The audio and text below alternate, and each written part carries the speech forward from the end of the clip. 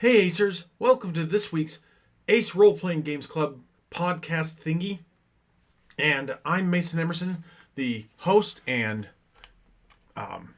often habitual forgetter to plug in there of my ring light. So I'm gonna just make sure that's a good and working. So I'm Mason Emerson, your host. I'm going to even pull my microphone up here so it looks like an official podcast even.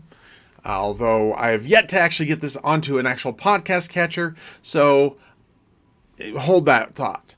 Anyway, this is for the Ace Role Playing Games Club. I founded this to help you teenagers and anyone else who wants to learn how to use role playing gaming to be able to build friendships, build societies, build creative endeavors that in the end are for the purpose of helping you to not decide to delete your save early. So, that said, I just wanted to kind of give a This Week in Role Playing and another further on to one of the things that I've been doing for this last month, because I did an RPG a day thing. Now, I know you guys are already used to seeing my mug every day on your computer screens and your phones, but this time this is all about you guys, and I tried to do the RPG a day quest with the rest of the world that did it. So that, I hope, turned out pretty well for you. So first of all, I will touch on This Week in Role Playing, as it were. I had my friend Braden come to the grown-up night at Mythos Games on Thursday night. My other friends all ditched me. So actually it kind of worked out for the better. I got to go home a little early, got to get some sleep a little early because... No, I didn't get to sleep early. Who am I kidding? I rarely ever get to sleep early, and I would love to get to sleep more often at an earlier time, but I'm still working at getting some things taken care of, so it puts me to bed at midnight sometimes or 1 o'clock in the morning on a frequent basis. And I tell you, sleep deprivation sucks. So I would highly recommend get to bed on time. It's, even though there's more fun things that could be done, and you can stay up playing that video game all night. I think I did that a couple weeks ago. Whew, it was awful. But you want to make sure that you're giving your body enough rest, because it's no fun to try and have fun when you can't have fun because your body won't let you. So anyway, I got to bed at a somewhat decent time on Thursday, and then I moved into on Friday. I had my normal day start, but then I left and went up to Davis County to the Davis Convention Center, where I ran Deadlands, and I did a one-sheet adventure called Lover's Quarrel. Pretty decent adventure. But this is where I love what I got back from my players. I actually asked them after we'd all broken up and gone our ways for the rest of the evening. I did find a couple of them, and I asked them for stars and wishes.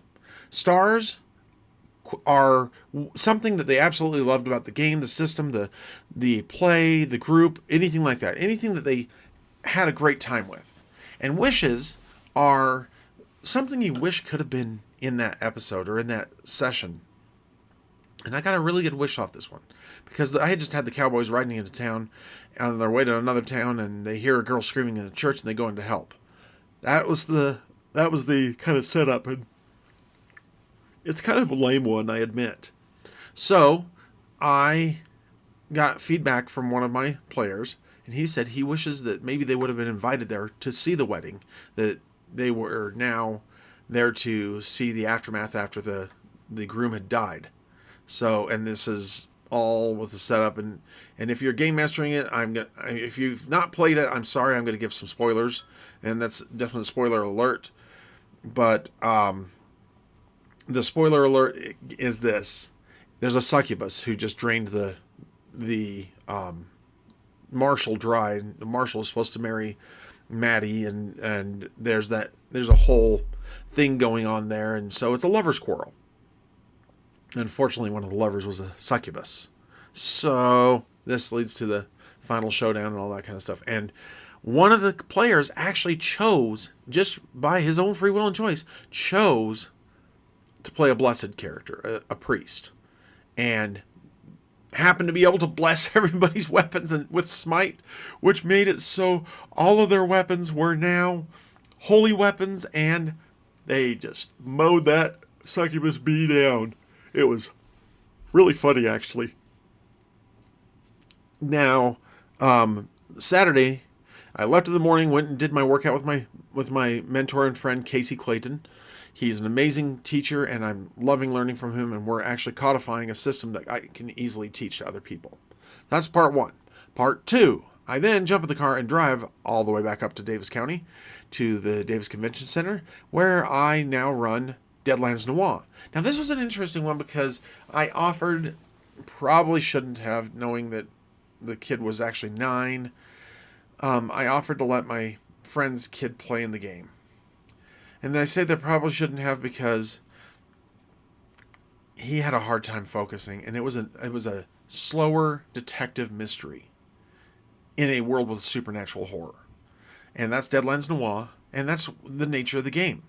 But this poor kid, I felt bad for him because he was just bouncing off the walls. He's 9 years old, and he's excited, and he's just finally getting the idea of how to play a role-playing game, and oh man, he is just not helping the mood at the table or the feeling at the table.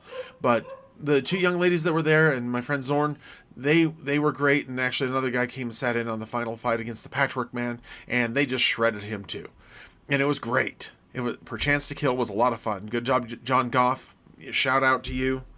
The third game I ran, and this ended my marathon, but it was a Deadlands Lost Colony game, 310 to Goliath's Belt, and I had to compress what's actually set up for almost being a campaign. And actually, I'm running it as a campaign on those Thursday nights once a month. But I got this all set up, and I tried to run it, and it worked okay. I was able to kind of force some things through, and I kind of skipped some plot points and things like that, but it turned out okay. However, I'm looking forward to playing this whole thing as a long format actual campaign. I'm probably actually I might actually even do Deadlands Lost Colony for one of my role-playing game groups that I run online. That'd be pretty fun. So that was a lot of gaming, 12 hours of it over 2 days. Whew, I'm tired. But I definitely have to say I appreciated every single one, even the 9-year-old kid, from their being able to help me to bring I think they definitely helped me to be able to bring these stories to life. So I have to say thank you to all of you. Now, second, I also, or not second, but now moving into touching on the last thing that I talked on. I talked to my buddy Ryan Ferber, and I got a comment from one of my viewers on my mention of Ryan Ferber as a gamer I miss gaming with. And I have to say that one of my favorite memories of Ryan Ferber, and you've heard me mention him on the channel before, but one of my favorite memories is the fact that he would always threaten Jeremy Pace with death to his character, because Jeremy, we were playing a lot of White Wolf. We were playing, and I remember Cavalier kind of things, swinging on ropes and things like that, but I think we'd play variations of Vampire. They really liked the Vampire setting. I liked Mage better. I'll get into that. But Ferb would threaten Jeremy with character death almost as soon as he whipped him out, because Jeremy had gone and bought the Vampire the Masquerade dice set. Now, Ferb, being red-green colorblind, could not see the numbers on the dice at all. It was all just gray blobs, because the Vampire the Masquerade dice, I swear somebody at White Wolf was just being evil or something. They were dark green with light green and gray and black speckles on them, and red numerals. So they were the exact colors of the red-green colorblind test. And poor Ferb, he'd be like, ah. So, when he passed, and he passed while serving a mission, for our church.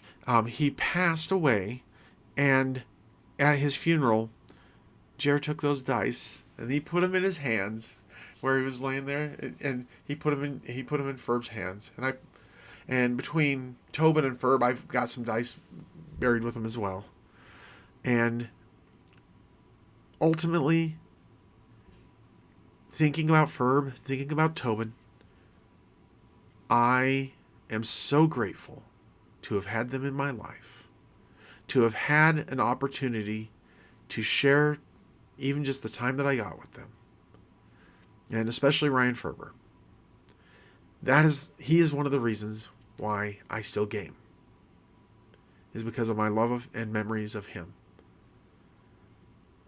He was an amazing guy, and I hope that I can be as amazing interpersonally as he was. I got to go on and do some things that he never got to do in this world, but that's okay.